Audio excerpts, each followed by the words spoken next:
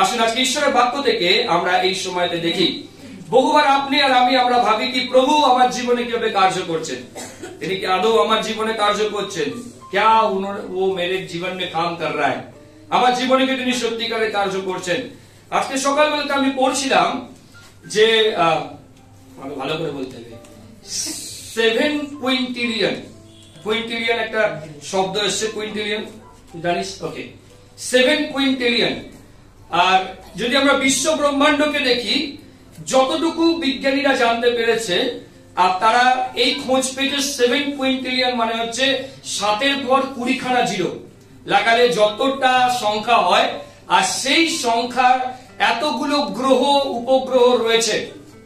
আর সেই 7 কুইন্টিলিয়নের মধ্যে একমাত্র পৃথিবী যেখানে 30% জমি আর 70% জল, আর সেই 30% জমির মধ্যে 7টা মহাদেশ, আর 7টা মহাদেশের মধ্যে সব থেকে বড় মহাদেশের নাম হচ্ছে এশিয়া, যার মধ্যে আপনি আমি উপস্থিত রয়েছি। 800 কোটি মানুষের মধ্যে আপনি আর আমি, আমরা যে দেশের মধ্যে বাস করি, সব থেকে বড় গণতন্ত্র আমরা চীনকেও ছাপিয়ে গেছি। 140 কোটির উপরে রয়েছি আমরা এই সময়তে, চীনকে আমরা পিছনে ছেড়ে দিয়েছি। আমরা জনসংখ্যার বিচারে এই মুহূর্তে আমরা প্রথম অবস্থায় রয়েছি। এবং সেই 140-42 কোটির মধ্যে আমাদের পশ্চিমবঙ্গ একটা ছোট্ট রাজ্য আদার্স অন্যান্য রাজ্যের মধ্যে, এবং সেই পশ্চিমবঙ্গের মধ্যে কলকাতা, তার মধ্যে সেটাকে যদি আরো ন্যারো করি, সেখানে একটা জায়গার নাম, সেখানে হচ্ছে সোনালী পার্ক, টালিগঞ্জ এরিয়া, এবং সেখানে একটা মন্ডলী, এবং তার মধ্যে আপনি আমি উপস্থিত। যদি আমি এত বড় দেখি, যদি আমি এত ছোটতে আসি, আমি এই জন্যই বলতে চাইছি, যদি আজকে আপনি ঈশ্বরের গৃহেতে উপস্থিত রয়েছেন, ঈশ্বর আপনাকে অনুগ্রহ দিয়েছেন, ঈশ্বর আমাকে অনুগ্রহ দিয়েছেন। তাহলে এত বিশ্ব ব্রহ্মাণ্ডের মধ্যে যখন কেউ একে অপরকে চেনে না, জানে না পর্যন্ত, আপনি আর আমি আমরা একসাথে উপস্থিত হয়ে আমরা প্রভুর আরাধনা এবং উপাসনা করতে পারছি। এটা কি ঈশ্বরের আশীর্বাদ নয়? অবশ্যই করে আমাদের জীবনে ঈশ্বরের আশীর্বাদ, অবশ্যই করে আমাদের জীবনে ঈশ্বরের অনুগ্রহ। যেখানে বহু মানুষ তাকে জানে না, আজকে আপনার ডান দিকে বাঁ দিকে আশেপাশে এরকম অনেকে রয়েছে যারা আজকে প্রভুর গৃহেতে নেই, তারা অন্যান্য জায়গাতে রয়েছে, বাট তারা প্রভুর গৃহেতে নেই। যদি আপনি ঈশ্বরের গৃহেতে রয়েছেন, তাহলে এটা ঈশ্বরের মহা অনুগ্রহ যে আপনাকে ঈশ্বর উদ্ধার করেছেন এবং আপনি সেই মনোনীত ব্যক্তিদের মধ্যে রয়েছেন। Hallelujah, hallelujah. প্রভু ধন্যবাদ হোক তার জন্য। ঈশ্বরের গৌরব করি যে আজকে প্রভু আপনাকে এবং আমাকে বেছে নিয়েছেন। যখন ঈশ্বর আপনাকে আমাকে নির্মাণ করেছেন, তিনি কি দিয়ে নির্মাণ করেছেন? একটু আগে ব্রায়ান প্রার্থনা করেছিল, আমি মাটি, আমি মাটি, मैं मिट्टी हूं, আমি মাটি। একটা সময় যখন আমি পৃথিবী ছেড়ে চলে যাব, তখন এই দেহটা মাটির মধ্যে মিশে যাবে। বাইবেল বলে আদি পুস্তকে ঈশ্বর তিনি মাটি নিলেন, সেটাকে তিনি আকৃতি দিলেন, আর তারপর তিনি তার মধ্যে ফু দিলেন, আর তার মধ্যে শ্বাস বায়ু এলো, আর সে জীবনে পরিণত হলো। আমাদের দেহ আর একটা মৃতদেহ আর একটা জীবন্ত দেহের মধ্যে তফাৎ হচ্ছে এটাই, একটার মধ্যে প্রাণ রয়েছে আর একটার মধ্যে কোনো প্রাণ নাই। সবকিছু রয়েছে, মাথার চুল থেকে পায়ের নখ পর্যন্ত সব রয়েছে, বা তার মধ্যে প্রাণ নাই। उसमें जान नहीं है। अगर वो जान नहीं है तो वो कुछ काम का नहीं है। যদি ওর মধ্যে কোনো জীবন নাই, তাহলে ওটা কিন্তু কোনো কাজের নাই। আর তাই যখন ঈশ্বর আপনাকে আমাকে বানিয়েছেন, এই দেহের মধ্যে সব থেকে সুন্দর দুটো জিনিস দিয়েছেন, আর তার নাম হচ্ছে চোখ। তাই তো আপনি ঈশ্বরকে ধন্যবাদ দেন। আমরা বহু কিছুর জন্য ঈশ্বরকে ধন্যবাদ দিই। অনেক সময় আপনি আপসেট হন যে প্রভু তুমি আমাকে এটা দাওনি বলে, এই জিনিসটা দাওনি বলে, বাট কতবার আপনি ঈশ্বরকে ধন্যবাদ দেন আপনার নিজের দেহের জন্য, যে প্রভু তুমি আমাকে দুটো সুন্দর চোখ দিয়েছো। আপনার এবং আমার আশেপাশে এরকম অনেক মানুষ রয়েছে, এরা চোখে দেখতে পায় না, অন্ধ, তারা চোখে দেখতে পায় না। যখন পৃথিবীতে বহু মানুষ তার সুযোগ পায় না, কিন্তু আমরা সেটাকে দেখতে পাই। তাই ঈশ্বর যখন আপনাকে আমাকে বানিয়েছেন শারীরিক ভাবে, তিনি শারীরিক চক্ষু দান করেছেন। বাট আমরা যারা প্রভুতে বিশ্বাস করি, আমরা শুধুমাত্র শারীরিক জীব নয়, আমরা আত্মিক ব্যক্তিও।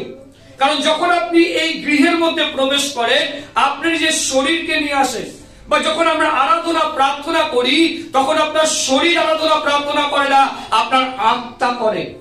বাইবেল বলছে যদি কেউ তাকে আরাধনা দিতে চায়, সত্যে এবং আত্মায় তার আরাধনা করতে হয়। আরাধনা আমাদের ভাষার থেকেও বেশি কিছু, আরাধনা আমাদের চিন্তার থেকেও বেশি কিছু, আরাধনা আমরা যা চোখে দেখতে পাই তার থেকেও বেশি কিছু। অনেক সময় হতে পারে কি এরা গান করছে, আপনি তো গানের ভাষা জানেন না, কিন্তু আপনি ঈশ্বরের আরাধনা করছেন। আপনাকে গানের ভাষা জানার দরকার নেই। গৌরীকে গান করলে নেপালিতে, আপনাকে নেপালিতে জানার দরকার নেই তার আরাধনা করার জন্য। তাকে বাংলা জানার বা হিন্দি জানার দরকার নেই তার আরাধনা করার, কারণ আমরা আত্মিক ভাবে তার আরাধনা করি। প্রভুর আত্মা আমাদের মধ্যে কার্য করে, আর তাই যখন তার আত্মা আমাদের মধ্যে কার্য করে, আমরা ঈশ্বরের আত্মার সাথে আমরা এক হই এবং তার আরাধনা, তার উপাসনা আমরা করি। ঈশ্বর যেমন আপনাকে আমাকে শারীরিক চক্ষু দান করেছেন, ঈশ্বর আমাদেরকে আত্মিক চক্ষু দান করেছেন। যখন আপনি শারীরিক চক্ষু দিয়ে দেখেন, তখন এই বিষয়কালে দেখতে পাই যেগুলো আমার আশেপাশে রয়েছে, বা যখন আপনি আত্মিক চক্ষু দিয়ে দেখেন, তখন আপনি ঈশ্বরের সিংহাসনকে দেখতে পান। তখন আপনি দেখতে পারেন ঈশ্বরের উপস্থিতিকে আপনার সঙ্গেতে। আপনি বুঝতে পারেন কি, উপলব্ধি করতে পারেন ঈশ্বর আমার সঙ্গে রয়েছে, because you have a spiritual eye, আপনার আত্মিক চক্ষু রয়েছে। কিন্তু বহুবার আমাদের জীবনে এরকম হয়, আমরা যখন এই জগতের মধ্যে বাস করি, জাগতিক অভিলাষ, জাগতিক চিন্তা, জাগতিক বিষয়গুলো আমাদের আত্মিক চক্ষুকে বন্ধ করে দেয়। আর বাইবেল বলে, যদি আপনি দেখেন হোশিয়া পুস্তকে তার 4 অধ্যায় 6 পদে লেখা রয়েছে, সেখানে লেখা রয়েছে আমাদের আত্মিক চক্ষু যখন বন্ধ থাকে তখন আমরা বিনষ্ট হই। আজকে অনেক বিশ্বাসী তারা বিশ্বাস থেকে সরে গেছে। बहुत सारे बिलीवर है जो अपने विश्वास को छोड़कर पीछे चले गए। क्यों? क्योंकि उनका आत्मिक जो आंखें हैं वो खुला नहीं है। আমাদের যে আত্মিক চক্ষু রয়েছে, আমরা সেই চক্ষুটাকে অনেক সময় আমরা ভ্যালু দিই না। এই চোখকে ভ্যালু দিই। যদি আজকে আমার চোখ দিয়ে জল পড়ে, চোখ লাল হয়ে যায়, যদি আমার চোখের দৃষ্টিশক্তি কমে আসে, আমরা ইমিডিয়েটলি আমরা ডাক্তারের কাছে যাই। ইমিডিয়েটলি আমরা ডক্টরকে গিয়ে বলি আমার চোখ দেখে দেন, আমার পাওয়ার বেড়েছে না আমার পাওয়ার কমেছে। আপনি একটু ভালো করে লক্ষ্য করে দেখুন। কিন্তু অনেক সময় আপনি আর আমি যদি আমরা প্রভুর কাছে আসি আর আমাদের আত্মিক দৃষ্টি যদি সচ্ছল না হয়, পরিষ্কার না হয়, আপনি যেভাবে এসেছেন আপনি সেইভাবে ফিরে যাবেন। কিন্তু প্রভুর বাক্য তা বলে না। যতবার আপনি প্রভুর মন্দিরের মধ্যে প্রবেশ করেন, আপনি একটা পরিবর্তিত জীবন নিয়ে এখান থেকে ফিরে যান। আপনি এসেছেন চিন্তা নিয়ে, বা যখন আপনি আত্মিক চক্ষু দিয়ে যখন আপনি প্রভুকে দেখেন, তখন আপনার সমস্ত চিন্তাকে সেখানে ছেড়ে রেখে দিয়ে আপনি ফিরে যান। আপনি হয়তো অনেক পরিশ্রম করে এখানে এসেছেন আর বলছেন কোথায় আমি বিশ্রাম পাবো, কোথায় আমি শান্তি পাবো। যখন আপনি ঈশ্বরের মণ্ডলের মধ্যে প্রবেশ করেন, আপনি আত্মিক চক্ষু দিয়ে আপনি তাকে দেখতে পান, আপনার সমস্ত পরিশ্রম, সমস্ত ক্লান্তি দূর হয়ে যায়। কারণ ঈশ্বরের বাক্য বলছে, হে পরিশ্রান্ত ভারাক্রান্ত লোক সকল আমার কাছে এসো, আমি তোমাদেরকে বিশ্রাম দেব। আমরা বাইবেল পড়ি, বাট এই বাইবেলের বাক্য ততক্ষণ জীবন্ত হয় না যতক্ষণ না বাইবেলের বাক্যকে আমরা আত্মিক চক্ষু দিয়ে দেখি। যখন আমরা পড়ি, এটা শুধুমাত্র পড়াই থেকে যায়, এটা শুধুমাত্র জানাই থেকে যায়, এটা শুধুমাত্র আমার মাথার মধ্যে এলো এইটুকু থেকে যায়। বাট এই বাক্য আমার কাছে তখন জীবন্ত হয়ে ওঠে যখন আমি সেই বাক্যকে আমার আত্মিক চক্ষু দিয়ে দেখি। যদি আমি বাইবেল থেকে দেখি, আমরা দেখতে পাই বাইবেল থেকে 2 রাজাবলীর তার 6 অধ্যায়, 2 Kings chapter 6, 2 রাজাবলীর তার 6 অধ্যায়, আমরা সেখানে একটি ঘটনাকে দেখতে পাই। আর বাইবেলে লেখা রয়েছে সেখানে একজন ভাওবাদী ছিলেন, আর যার নাম ছিল ইলিশা ভাওবাদী। আর বাইবেল বলছে এই ইলিশা ভাওবাদী, ঈশ্বর তাকে অদ্ভুত রূপে, আশ্চর্য রূপে তাকে তিনি ব্যবহার করেছেন। আর সেখানে সেই সময় একজন রাজা ছিলেন যার নাম ছিল অরাম বলে। আর এই অরাম রাজা তার নিজের গৃহ বসে ইসরায়েলের জন্য যা কিছু পরিকল্পনা করতেন, আর ঈশ্বর এই ইলিশার কাছে প্রকাশ করে দিতেন। ইলিশা কি করতেন? লোক পাঠিয়ে তার নিজের রাজাকে, ইসরায়েলের রাজাকে গিয়ে তিনি জানিয়ে দিতেন অরামের রাজা কি পরিকল্পনা করেছে, কি ভেবেছে, সে কি চিন্তা করেছে, কিভাবে আক্রমণ করবে, সমস্ত কিছু আপনি অবশ্যই করে বাড়িতে গিয়ে পড়বেন। এই 2 রাজাবলীর তার 6 অধ্যায়। আর সেখানে লেখা রয়েছে যে এই অরাম রাজ একদিন সমস্ত লোকদেরকে ডাকলেন, আর ডাকার পর তিনি বললেন আমাদের মধ্যে বিশ্বাসঘাতক কে, কোন হ্যায় जो यहाँ का बात वहां पे लेके जा रहा है? কে রয়েছে এখানে, কে রয়েছে যে এখানকার কথা ওখানে গিয়ে বলছে? রাজা তো মাথা খারাপ হয়ে যাচ্ছে, আমি যা পরিকল্পনা করি আমি সেটাকে এক্সিকিউট করতে পারি না, আমি কাজটা করতে পারি না, হয়েছেটা কি, প্রবলেমটা কোথায়? আর তিনি তার লোকদেরকে ডাকলেন, তিনি প্রশ্ন করতে শুরু করলেন। তার লোকরা বলল আমরা কেউ বিশ্বাসঘাতক নই, हम में से कोई नहीं है, लेकिन इजराइल में एक आदमी है, और जो सब कुछ देख सकता है, सब कुछ सुन सकता है। आप जो कुछ भी बात करते আপনি এখানে বসে যা কিছু কথা বলেন সমস্ত কিছু সে শুনতে পায়। বলছে এরকম কোন ব্যক্তি? বলছে এরকম একজন ব্যক্তি, তার নাম হচ্ছে ইলিশা বলে। রাজা বলেন ঠিক আছে, তাহলে তাকে ধরতে হবে। তোমরা একটা কাজ করো, একটা প্ল্যান করো, পরিকল্পনা করো, চলো আমাদেরকে ধরতে হবে, তাকে কি আমরা আক্রমণ করব, তাকে ধরে নিয়ে আসবো, কারণ ওর জন্য আমরা এই জাতিকে জিততে পারছি না, জয়লাভ করতে পারছি না। চলো তাকে গিয়ে আমরা ধরে নিই, তাকে গিয়ে আমরা সেখানে আটকে রাখি। আর তিনি কি করলেন? লোকদেরকে পাঠিয়ে দিলেন, সৈন্য সামন্তদেরকে পাঠিয়ে দিলেন। আর রাত্রিবেলাতে তারা যেখানে তিনি ছিলেন, ইলিশা এবং তার যে একজন চাকর ছিল গেহসি বলে, তারা একটা ঘরের মধ্যে ছিলেন। আর সকালবেলাতে যখন এই গেহসি ঘুম থেকে ওঠে সে চমকে যায়, কারণ সে ঘরের বাইরে গিয়ে দেখতে পায় চারিদিকে সৈন্য সামন্ত ভর্তি, চারিদিকেতে, কারণ তাদেরকে আক্রমণ করার জন্য চলে এসছে। তারা অপেক্ষা করছিল দিনের আলো ফুটবে, তাদেরকে যে আক্রমণ করবে বলে। আর সে অত্যন্ত চিন্তার মধ্যে চলে যায়। সে ভাবে এখান থেকে উদ্ধার পাবো কি করে, মানে এই সময়টাই আমাদের জীবনের শেষ সময়, এরপর আর বেঁচে থাকা যাবে না, কারণ হয়ে গেছে আমাদের সময় শেষ। আর সে দৌড়ে ঘরের মধ্যে চলে যায়। আর দৌড়ে ঘরের মধ্যে গিয়ে, আর বাইবেল বলছে সে তার যে মালিক ছিল আর তাকে তিনি ডাকেন। আর তার মালিককে তিনি ডেকে বলেন, প্রভু আমাদের অবস্থা চিন্তা করুন, যে আমরা মরতে চলেছি, আমাদের চারিপাশেতে সৈন্য সামন্ত ভর্তি রয়েছে, আমাদের চারিদিকেতে সৈন্যরা আমাদেরকে চারপাশ থেকে ঘিরে রেখেছে, আমরা কি করব, আমরা কোন দিকে পালাবো, আমরা কোথায় যাব? যদি আপনি ভালো করে পড়েন, সেই জায়গাতে লেখা রয়েছে যে, সেখানে লেখা রয়েছে যে আপনি এই দ্বিতীয় রাজাবলী তার 6 অধ্যায় তার 15 পদ পড়েন, লেখা রয়েছে, আর ঈশ্বরের লোক পরিচারক প্রত্যুষে উঠিয়া যখন বাহিরে গেল, তখন দেখো অনেক অশ্ব ও রথ সহ এক সৈন্য দল নগর বেষ্টন করিয়া আছে। পরে তাহার চাকর তাহাকে কহিল, হায় হায়, হে প্রভু, আমরা কি করব, আমরা কি করব? কিন্তু 16 পদেতে ইলিশা তাকে একটা উত্তর দিচ্ছেন। তিনি বলছেন, তিনি কহিলেন, ভয় করিও না, উহাদের সঙ্গী অপেক্ষা আমাদের সঙ্গী অধিক। যত সঙ্গীরা রয়েছে, যত সৈন্য দল এসছে, তার অধিক সৈন্য দল আমাদের সঙ্গে রয়েছে। গেহসি বলছে, আমার যে প্রভু রয়েছে তার মাথা খারাপ হয়ে গেছে, মাথা খারাপ হয়ে গেছে। আমি কাউকে দেখতে পাচ্ছি না, আমি কাউকে চোখের সামনে দেখতে পাচ্ছি না যে আমাদের সঙ্গে কেউ আছে, মাত্র আমি আর উনি, এই দুজন মাত্র। তাহলে আশেপাশে কোথায় কোথায় কারা রয়েছে যারা আমাদেরকে সাহায্য করার জন্য এগিয়ে এসছে? আপনি এর পরের অংশ পড়বেন, লেখা রয়েছে, ইলিশা প্রার্থনা করিলেন আর বলিলেন, হে প্রভু, বিনয় করি ইহার চক্ষু খুলিয়া দাও। গেহসি অন্ধ ছিল না, গেহসি অন্ধ ছিল না, গেহসি শারীরিক চোখ দিয়ে দেখতে পাচ্ছিল, বা যে চোখটা তার খোলা ছিল না, তাটা আত্মিক চক্ষু খোলা ছিল না। যখন আপনি আর আমরা প্রভুর কাছে আসি, বহুবার আমরা এই শরীরের চোখকে খুলে আমরা আমাদের আত্মিক চক্ষুকে বন্ধ করে তার কাছে আসি। আর আমরা হতাশা নিয়ে আসি, আর আমরা হতাশা নিয়ে ফিরে যাই। আমরা চিন্তা নিয়ে আসি, আর আমরা চিন্তা নিয়ে ফিরে যাই। আমরা অসুস্থতা নিয়ে আসি, আমরা অসুস্থতা নিয়ে ফিরে যাই, কারণ আমাদের আত্মিক চক্ষুকে আমরা খুলতে চাই না। আমরা জাগতিক চক্ষু নিয়ে আমরা এতটাই চিন্তিত যে আমরা আত্মিক চক্ষুর বিষয়গুলোকে আমরা দেখতে চাই না।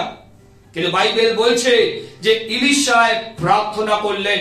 যদি আজকে আপনার আত্মিক চক্ষু কোনো কারণের জন্য ঝাপসা হয়ে গেছে, বন্ধ হয়ে গেছে, আপনি আপনার ব্যক্তিকে, আপনার বন্ধুকে, আপনার পাশের জনকে বলুন, আমার জন্য প্রার্থনা করো, যাতে আমার আত্মিক চক্ষু খুলে যায়।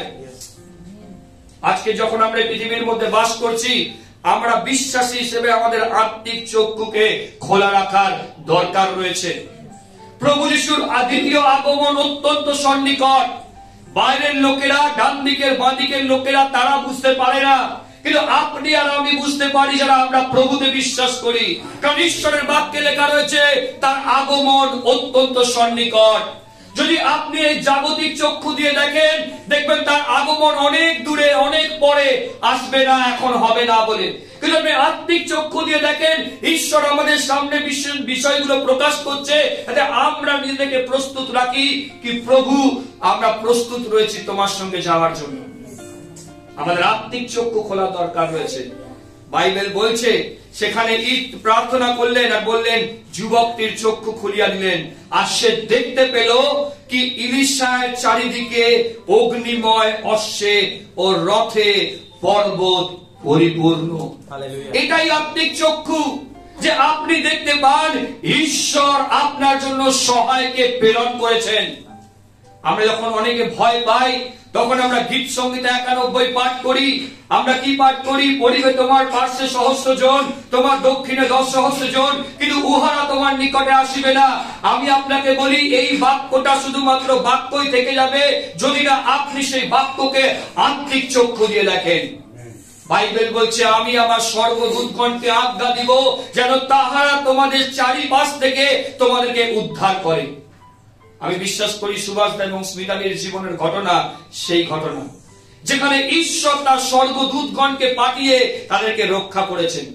আমি শুনছিলাম যে সেই সময় পিছন থেকে কোনো গাড়ি ছিল না, ঈশ্বর তিনি রক্ষা করেছেন।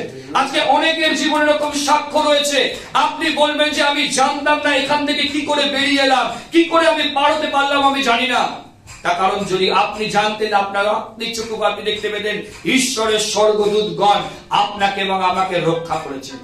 কারণ প্রভু তার সন্তানদেরকে রক্ষা করার জন্য তার দূতগণকে তিনি পাঠিয়েছেন। এখানেও আমরা দেখতে পাই একই কথা।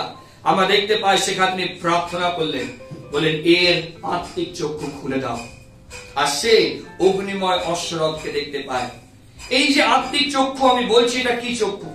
এটা হচ্ছে ভাববাদী চক্ষু, যে আপনি প্রার্থনা করেন আর সেগুলোকে আপনি দেখেন আপনার সামনে ঘটেছে বলে। আমরা অনেকে রয়েছে, আমরা বিভিন্ন বিষয়ে প্রার্থনা করেছি। আপনি দীর্ঘদিন ধরে প্রার্থনা করেছেন, আপনার মন্ডলী দীর্ঘদিন ধরে প্রার্থনা করেছেন কি প্রভু আমাদের একটা জমি দরকার, আমাদের একটা জমি দরকার, আমাদের একটা জমি দরকার। আর ঈশ্বর তার নিরূপিত সময়তে আপনাদেরকে সেই জমি দিয়েছেন। ঈশ্বর সেই নিরূপিত সময়তে আপনাদেরকে সেই জমি দান করেছেন। আমি যদি আমার চার্চের কথা বলি, আমি যখন প্রথমবার আমি হলদিয়াতে গেছিলাম আর সেখানে মাত্র 12 জন লোক ছিল। আমি প্রচার করছি আর আমার সামনে মাত্র 12 জন লোক ছিল। অনেক ছোট সংখ্যার মানুষ, অনেক বয়স্ক, আমার থেকে প্রায় দ্বিগুণ বয়স তারা সামনে বসে রয়েছে। আর আমি শুনছিলাম সেই মন্ডলীর ইতিহাসকে। সেই মন্ডলী শুরু হয়েছিল বিভিন্ন বাড়িতে বাড়িতে। ওখানে মাত্র 1-2 বিশ্বাসী ছিল। এই রবিবার একজনের বাড়িতে, পরের রোববার আরেকজনের বাড়িতে, তারপরের রোববার আরেকজনের বাড়িতে। আর সেখানে বিভিন্ন জায়গায় তারা মন্ডলী করতো, এক একজনের বাড়িতে। কোনো পার্টিকুলার কোনো জায়গা ছিল না। আজকে যেখানে আমরা যাই সেটা একটা স্কুল। এবং তার পরবর্তী সময়তে যখন একজন প্রিন্সিপাল আসেন, যিনি খ্রিস্ট বিশ্বাসী প্রিন্সিপাল, তিনি বলেন ঠিক আছে আমি স্কুল খুলে দিচ্ছি, আসো আমরা এখানে একসাথে আরাধনা করতে শুরু করি। আর আমি আমার যে বয়স্ক লোকেরা ছিল আমি তাদেরকে বলছিলাম, যেদিন থেকে আপনারা এই একে অন্যের বাড়িতে আপনারা গিয়ে প্রার্থনা করতে শুরু করেছিলেন, সেই দিন থেকে ঈশ্বর আপনাদের হৃদয়ে দিয়েছিল কি তোমরা প্রার্থনা করো যেন এই মণ্ডলীর জন্য একটা জমি হয়। আর ঈশ্বর আজকে গিয়ে সেটাকে পূরণ করেছেন। এটাই হচ্ছে ভাববাদী চক্ষু। আপনি দীর্ঘদিন ধরে প্রার্থনা করেছেন আর ঈশ্বর আপনার প্রার্থনার উত্তর দিয়েছেন। আপনি নিজের চোখে দেখেছেন সেটা, আপনি নিজের চোখে উপলব্ধি করতে পেরেছেন কি ঈশ্বর কিভাবে আপনাকে সাহায্য করেছে। আমি বিশ্বাস করি যদি এখানে আমি সবাইকে সাক্ষ্য দিতে বলি, প্রত্যেকের জীবনে সাক্ষ্য রয়েছে। আমরা প্রত্যেকে সাক্ষ্য দিতে পারি কি আমি প্রার্থনা করেছি আর আমার জীবনে এটা হতে দেখেছি। আমার জীবনটাকে আমি হতে দেখেছি কি আমার কাছে অর্থ ছিল না, কিন্তু আমি প্রার্থনা করেছি ঈশ্বর অলৌকিক উপায় অর্থ জুগিয়ে দিয়েছেন। আমি প্রার্থনা করেছি প্রভু আমাদের পরিবারের জীবনে এটা ঘটুক বলে, আর আমি চোখে দেখেছি আমাদের পরিবারে এটা হতে। বাইবেল বলছে যে ঈশ্বর তার আত্মিক চক্ষুকে খুলে দিলেন আর সে নিজের চোখে দেখতে পেল সেখানে অগ্নিময় অশ্বরথ রয়েছে। আজকে বিশ্বাসীগণ আমাদের এই সাক্ষ্যের দরকার রয়েছে কি প্রভু আমার চোখে দেখিয়েছেন, তিনি আমার জীবনে কার্য করেন বলে। অনেকে আপনাকে প্রশ্ন করতে পারে কি কাজ করেছে ঈশ্বর আপনার জীবনে। আপনার জীবনের সাক্ষ্য হচ্ছে যে আপনি বলছেন কি প্রভু আমি দেখেছি ঈশ্বর কিভাবে আমার জীবনে কাজ করে। আমি কোথায় ছিলাম, ঈশ্বর আমাকে কোথায় নিয়ে এসেছে। मैं कहां था और प्रभु हमको कहां पे लेके आया है। मेरा जीवन क्या था और आज मेरा जीवन क्या है। একটা সময় আমাদের জীবন কেমন ছিল, আজকে আমাদের জীবন কেমন রয়েছে। এটা হচ্ছে ভাববাদী চক্ষু, যেখানে আপনি স্পিরিচুয়াল রিয়ালিটি অর্থাৎ আত্মিক যে সত্য বিষয়গুলোকে আপনি দেখতে পান। আপনি প্রার্থনা করেন আর সেটাকে আপনি বাস্তবিক জীবনে আপনি দেখতে পান। দ্বিতীয় আরেকটা আত্মিক চক্ষু রয়েছে, আর সেই বিষয়তে আমরা দেখতে পাই দ্বিতীয় বংশাবলীর তার 32 অধ্যায়, সেকেন্ড ক্রনিকলস। প্রায় একই রকমের ঘটনা, প্রায় একই রকমের বিষয় আমরা সেখানে দেখতে পাই। এখানে আরেকজন রাজা ছিলেন আর যার নাম ছিল হিজকিয় বলে। এখানে দ্বিতীয় বংশাবলী তার 32 অধ্যায় 1 থেকে 8 পদ।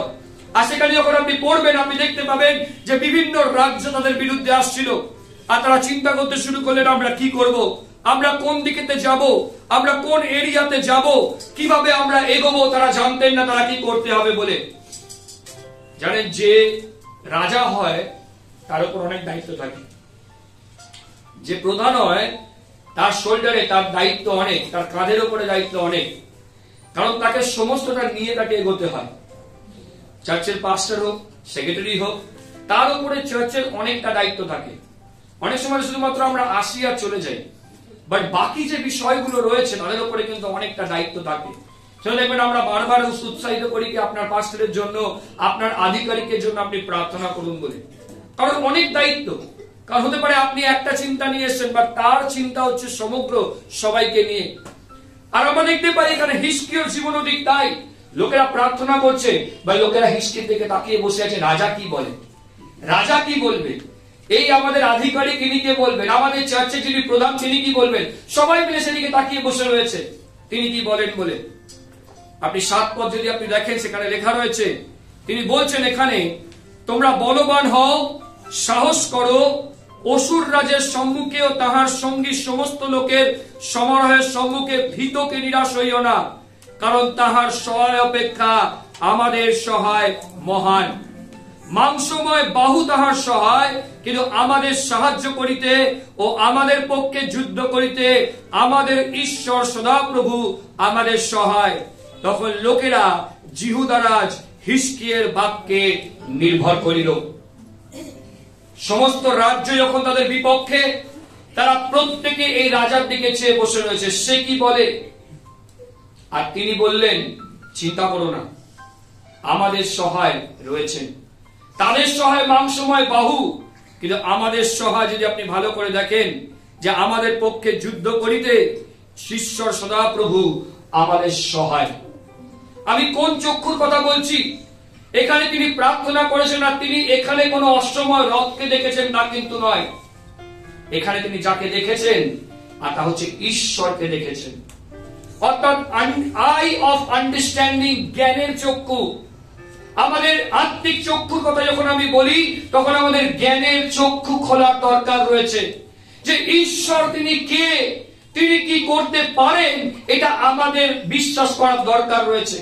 কারণ বহুবার আমরা আমাদের ঈশ্বরকে একটা বক্সের মধ্যে বন্দি করে দিই, আর আমরা বলি কি প্রভু তুমি এইটুকু করতে পারো, এর বাইরেটা তুমি করতে পারো না বলে।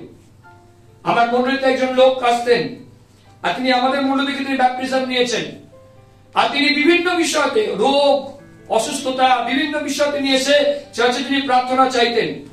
আর একটা সময় তিনি তার নিজের ছেলের বিয়ে দিয়ে দিয়েছেন। চার্চ জানে না, বিয়ে দিয়ে দিয়েছে ছেলে, তিনি বিয়েটা দিয়ে দিয়েছেন, এবং পরবর্তীকালে ছেলে এবং বৌমার মধ্যে সমস্যা তৈরি হয়েছে। আর তিনি আসার পর এবার তিনি বলছেন যে পাস্টার আপনি দয়া করে আপনি প্রার্থনা করবেন আমার ছেলে এবং আমার বৌমার জন্য। আমি তাকে প্রশ্ন করলাম, আপনি কি বিশ্বাস করতেন না যে আপনি প্রার্থনা করতেন আর ঈশ্বর আপনার ছেলে এবং বৌমার জীবনকে ভালো রাখত? বিয়ের সময় প্রার্থনা করেছিলেন, যখন বিয়ে হয়েছিল তখন প্রার্থনা করেছিলেন, বিয়ের আগে প্রার্থনা করেছিলেন? করেননি না? কারণ আপনি ভেবেছেন কি, ও যিশু রোগ সুস্থ করতে পারে, যিশু আমার যে চোখে দেখতে পাচ্ছি না সেটা ঠিকঠাক করতে পারে, বাট ওই বিয়েটার বিষয়টা ওটা যিশুর হাতে নেই, ওটা আমার হাতে, আমি সবকিছু করতে পারবো। আর এখন আপনি গিয়ে সমস্যায় পড়েছেন। আপনি কি বিশ্বাস করেন যে প্রভু আপনার ছেলে এবং আপনার বৌমার মধ্যেকার যে সমস্যা রয়েছে এটাকে সমাধান করতে পারেন?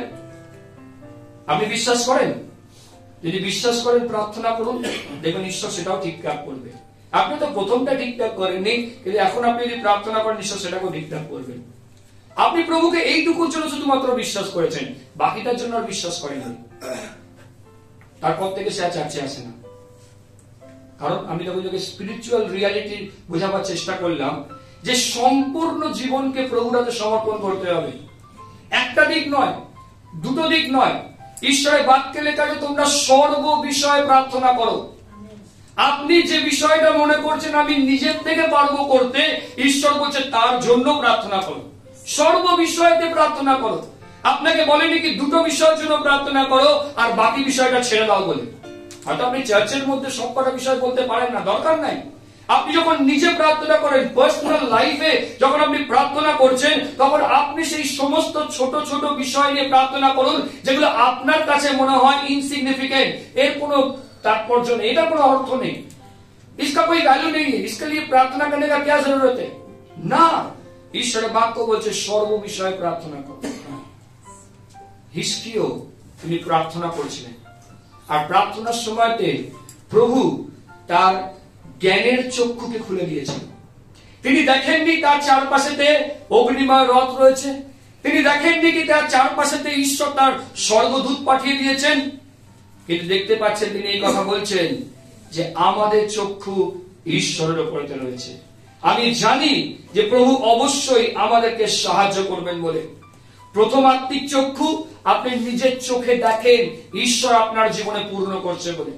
দ্বিতীয় আত্মিক চক্ষু আপনার জ্ঞানের চক্ষু, আপনি জানেন প্রভু করতে পারে বলে। আপনি দেখেছেন প্রভু করছে, আর আপনি দ্বিতীয়টাতে আপনি জানেন ঈশ্বর করতে পারেন বলে। আর সেটাই হচ্ছে যখন আপনি আর আমি আমরা তার উপরে নির্ভর করি, ঈশ্বরের উপর আমরা নির্ভর করি, আমরা প্রার্থনা করি প্রভু তুমি সাহায্য করো বলে। আপনি শুধুমাত্র বলছেন না যে প্রভু তোমার বাক্যের মধ্যে লেখা রয়েছে আমি পর্বতগণের দিকে চক্ষু তুলিব, কোথা হইতে আমার সাহায্য আসে, সদাপ্রভু হইতে আমার সাহায্য আসে, তিনি আকাশ ও পৃথিবীর নির্মাণ কর্তা।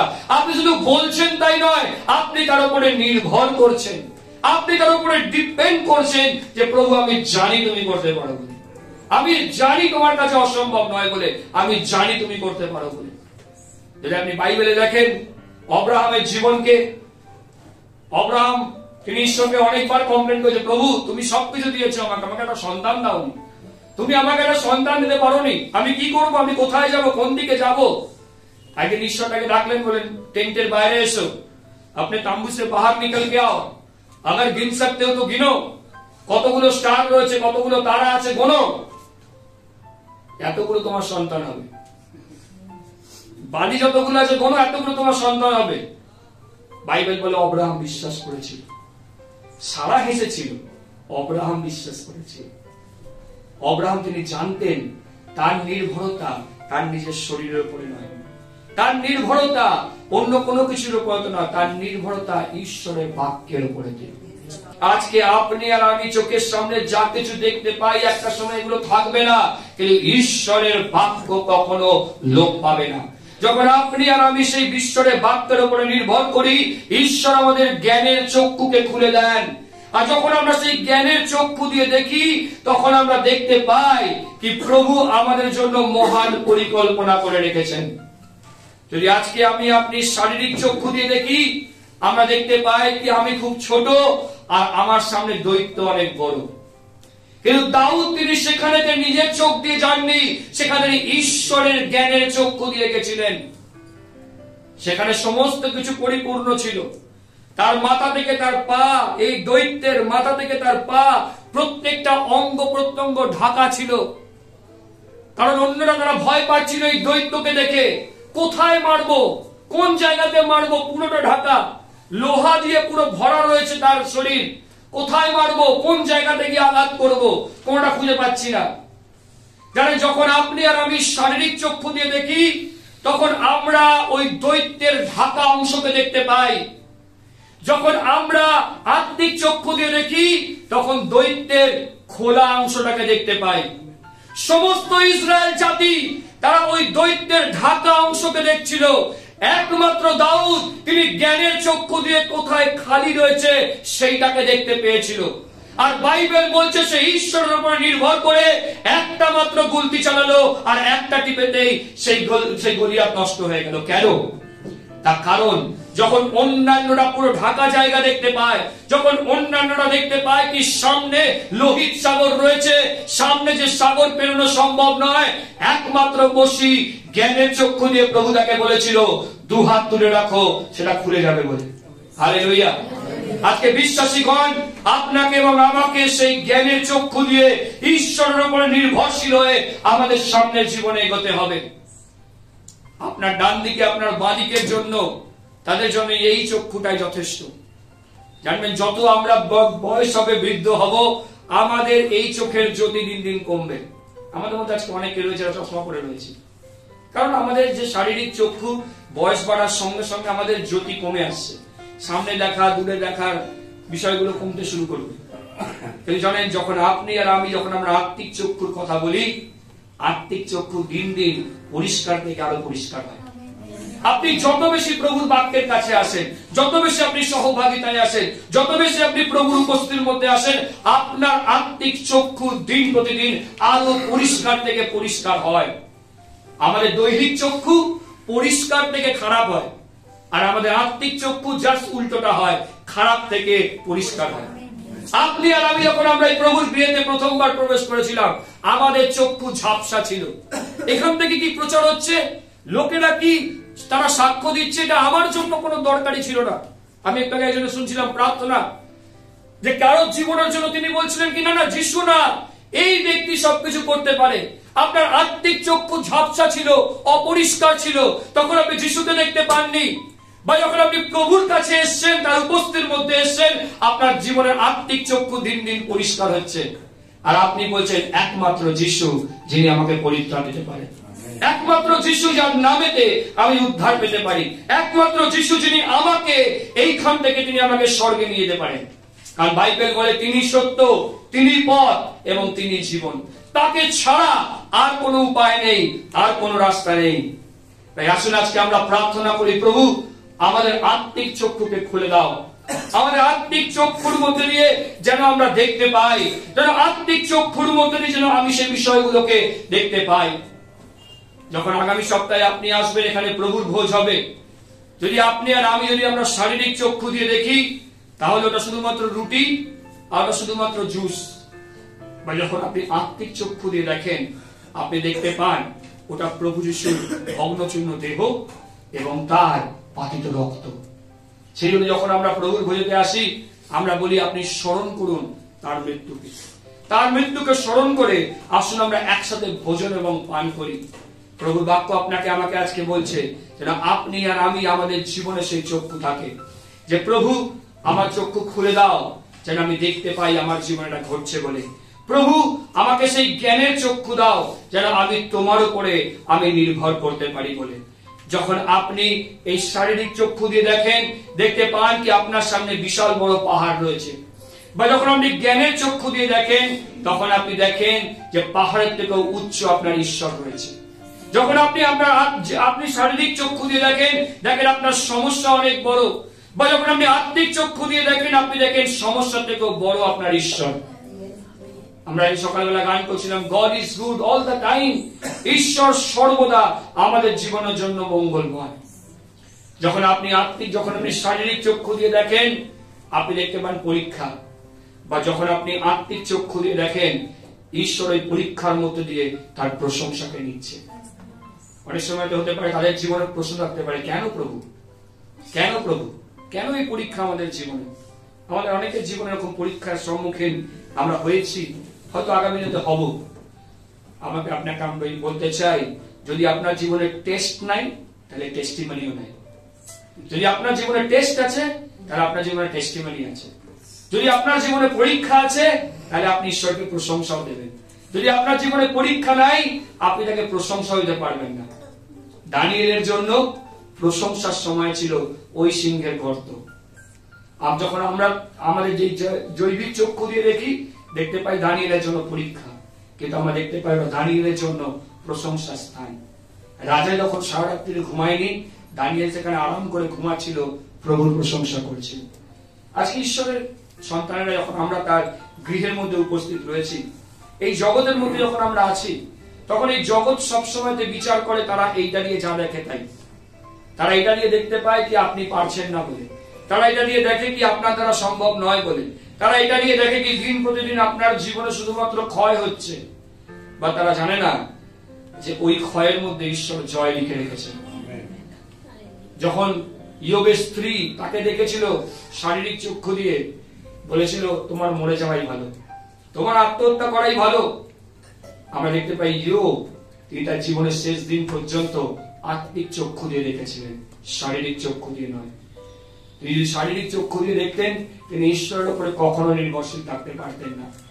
যখন আপনি প্রভুর বাক্যকে পড়েন, আর সেখানে লেখা রয়েছে যখন আমরা প্রভুতে বিশ্বাসী, আমরা দৃশ্য বস্তু দ্বারা নয়, আমরা বিশ্বাস দ্বারা চলি। We don't walk by sight, we walk by faith. আমরা বিশ্বাস দ্বারা আমরা চালিত হই। আর যখন আপনি বলেন আমি বিশ্বাস দ্বারা চালিত হই, এর অর্থই হচ্ছে আপনি আর আমি আমরা আত্মিক চক্ষু দ্বারা চালিত হই। বুক অফ ইফিসিয়ান্স, যখন আমরা ইফিসীয় পুস্তককে পড়ি, আর সেখানে আমরা দেখতে পাই ইফিসীয় পুস্তকের তার 1 অধ্যায় 15 থেকে 18 পদে তিনি এই কথা লিখেছেন, কারণ প্রভু যিশু যে প্রেম তোমাদের মধ্যে আছে, তাহার কথা শুনিয়া আমিও তোমাদের নিমিত্ত ধন্যবাদ করিতে ক্ষান্ত হই না। আমার প্রার্থনা করে তোমাদের নাম উল্লেখ পূর্বক যা করি, যেন আমাদের প্রভু যিশু খ্রিস্টের ঈশ্বর প্রতাপের পিতা আপনার তত্ত্ব জ্ঞানের ও প্রত্যাদেশের আত্মা তোমাদিগকে দেন, যাহাতে তোমাদের হৃদয়ের চক্ষু আলোকময় হয়। যাতে আমাদের হৃদয়ের চক্ষু আলোকময় হয়, যেন তোমরা জানিতে পাও তাহার আহ্বানের প্রত্যাশা কি। আপনি আর আমি, ঈশ্বর যে আমাদেরকে আহ্বান করেছেন, তিনি আপনাকে এবং আমাকে তার রাজ্যের জন্য ডেকেছেন। আপনি আর আমি তার সঙ্গে যে সহভাগিতা করছি, তার যে প্রত্যাশা, আমি ততক্ষণ পর্যন্ত জানতে পারি না যতক্ষণ না আমাদের হৃদয়ের চক্ষু আলোকময় হয়। অনেকের জন্য এই সময়টা ওয়েস্ট অফ টাইম। এই যে সময়টা আমরা রয়েছি, উপস্থিত রয়েছি, 2 ঘন্টা 1.5 ঘন্টা সময় সপ্তাহের মধ্যে একটা দিন, ওয়েস্ট অফ টাইম। কি জন্য যাও, কেন যাও, কি করতে যাও? বাট আপনি আর আমি যখন আমরা আত্মিক চক্ষু দিয়ে দেখি, তখন আমি দেখতে পাই কি আমার জন্য সদাপ্রভু অপেক্ষা করছেন। আমাকে যেতেই হবে, আমাকে দৌড়াতেই হবে, আমাকে তার সঙ্গে মিলিত হতেই হবে। অনেকের জন্য শুধুমাত্র এই জায়গাটা একটা ওয়েস্ট অফ টাইম। কিন্তু আপনি আর আমি যখন আমরা আত্মিক চক্ষু দিয়ে দেখি, ঈশ্বরের বাক্য বলছে যেখানে আমরা তার নামে একত্রিত হই, তিনি নিচে উপস্থিত থাকেন। অর্থাৎ সদাপ্রভুর এটা বিচরণ ভূমি, তিনি আপনার এবং আমার মাঝখানে বিচরণ করছেন। যদি আজকে আপনি আর আমি আমরা একে অপরকে দেখি, আমরা একে অপরকে আত্মিক চক্ষু দিয়ে যদি না দেখি, আমরা তখন দেখতে পাই কি ও আমাকে পছন্দ করে না, ও আমার বিপক্ষে কথা বলে, ও আমার পিছনে কথা বলে। বা যখন আমরা আত্মিক চক্ষু দিয়ে একে অপরকে দেখি, তখন দেখতে পাই কি ও পাপী, আমিও পাপী। প্রভু তাকে অনুগ্রহ করেছে, প্রভু আমাকে অনুগ্রহ করেছে, তাই আমরা একে অপরকে ভালোবাসতে পারি, তাই একে অপরকে আমরা পছন্দ করতে পারি, তাই একে অপরের সঙ্গে আমরা হাত ধরে আমরা এগোতে পারি। আত্মিক চক্ষুর দরকার রয়েছে। এই জগতে চোখের অভাব নেই, এই জগতে আত্মিক চক্ষুর অভাব রয়েছে। মণ্ডলীর মধ্যে শারীরিক চক্ষুর অভাব নেই, মণ্ডলীর মধ্যে আত্মিক চক্ষুর অভাব রয়েছে। তাই যখন আপনি আর আমি আত্মিক চক্ষু দিয়ে দেখি, তখন আমরা দেখতে পাই সেখান থেকে ঈশ্বরের অনুগ্রহ, তার দয়া, তার করুণা এবং তার আশ্চর্য কার্যকে। আমি শুধুমাত্র একটা উদাহরণ দিয়ে আমি শেষ করব। আর কিছুদিন বাদেতে আমরা সেখানে গুড ফ্রাইডে পালন করতে যাচ্ছি। যদি আপনি দেখেন শারীরিক চক্ষু দিয়ে, আপনি দেখবেন যে দস্যুকে যিশু তিনি সেই দিনকে প্রতিজ্ঞা করেছিলেন, আজকে তুমি আমার সঙ্গে পরম দেখা যাবে। যদি আপনি শারীরিক চক্ষু দিয়ে দেখেন, তার যন্ত্রণা কমে যায়নি, তার যন্ত্রণা শেষ হয়ে যায়নি।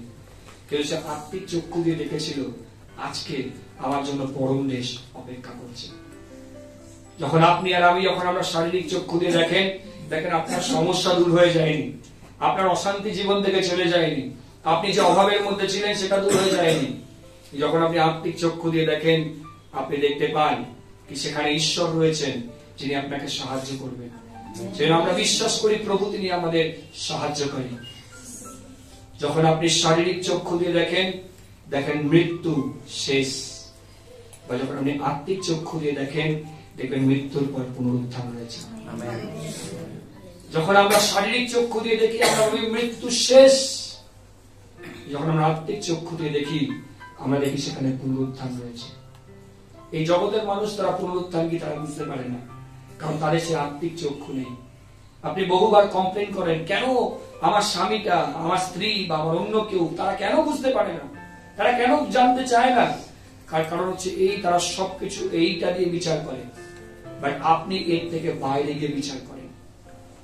মনে রাখবেন, আপনি আর আমি আমরা প্রত্যেকে হিস্কীয় রাজা। আপনি আর আমি আমরা প্রত্যেকে হিস্কীয় রাজা। আপনি আপনার বাড়িতে আপনার হিস্কীয় রাজা, আপনি একজন। যখন আপনার বাড়িতে সমস্যা তৈরি হয়, তখন লোকেরা কিন্তু আপনার দিকে তাকিয়ে থাকে, কারণ সে জানে এই ব্যক্তি আমার থেকে বেশি দেখতে পায়, এই ব্যক্তি আমার থেকে অতিরিক্ত দেখতে পায়। সেজন্য আপনি যখন একজন আত্মিক ব্যক্তি, লোকেরা আপনাকে দেখেও ওইভাবেতে যে আপনি বেশি দেখতে পান, তার থেকে বেশি দেখতে পান, যেটা তারা দেখতে পায় না আপনি তার থেকে বেশি দেখতে পান। আর তাই হিজকিয় রাজা হিসেবে আপনার দায়িত্ব হচ্ছে আপনার পরিবারকে সেখানে বলা, চিন্তার কোনো ব্যাপার নেই, ওদের সাহস হচ্ছে ওদের মাংসময় বাহু, কিন্তু আমাদের সাহস হচ্ছে সদাপ্রভু। আপনি হিজকিয় রাজা, আপনার পরিবারটা, আমি হিজকিয় রাজা নই। আর একটু ঘুরিয়ে বলি, আপনার পরিবারের জন্য আপনি পাস্টার, আপনি আপনার পরিবারের জন্য পাস্টার। যখন আপনার পরিবারের সমস্যা তৈরি হয়, যখন আপনার পরিবারে অশান্তি আসে, যখন আপনার পরিবারে অভাব আসে, তারা আপনার দিকে তাকায়। তখন এই পাস্টার আমি গিয়ে আপনার পরিবারকে সাহস বল যোগাতে পারবো না। আপনি পাস্টার হিসেবে আপনার পরিবারকে কোন সাহস কোন বল দেখাচ্ছেন? আপনার যিনি গৃহস্থী, যিনি আপনার বাড়ির পরিচালক, আপনার স্ত্রী, আপনার স্বামী, আপনার ছেলে, আপনার মেয়ে আপনার কাছে ফিরে এসে বলবে, বাবা বাইরে প্রচুর সমস্যা, তখন ইলিশা হিসেবে আপনাকে বলতে হবে, চিন্তা নেই, ওদের থেকে আমাদের শক্তি, আমাদের সহায় অনেক বড়। যখন আপনি আর আমি, যখন আমরা আত্মিক চক্ষু দিয়ে দেখি, আপনার সমস্ত মৃত বিষয়গুলো আবার পুনরুত্থিত হতে পারে। আজকে কোন মৃত বিষয়টা নিয়ে আপনি ঈশ্বরের কাছে এসেছেন? আজকে কোনটা বিষয় রয়েছে বলছেন, প্রভু আমি জানি না এর পর কি। আজকে আমি আপনাকে বলি, আসুন আমরা প্রার্থনা করি, প্রভু আমার চোখ খুলে দাও, আমার আত্মিক চক্ষু খুলে দাও, যেন আমি দেখতে পাই মৃত্যুর পর পুনরুত্থান রয়েছে। আপনার সমস্ত মৃত বিষয়গুলো আবার জীবিত হয়ে উঠবে। জানেন, মরিয়ম এবং মার্থা দেখেছিল 4 দিনের পচাকলা লাশারকে, বা যিশু আত্মিক চক্ষু দিয়ে দেখেছিল এক জীবিত লাশারকে।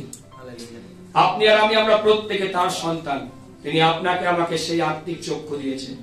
ঈশ্বরের বাক্য রয়েছে, পৌল তিনি প্রার্থনা করছেন কি এদের হৃদয়ের চক্ষুকে খুলে দাও বলে। আসুন আমরা প্রার্থনা করি, প্রভু আমাদের হৃদয়ের চক্ষুকে আজকে খুলে দাও।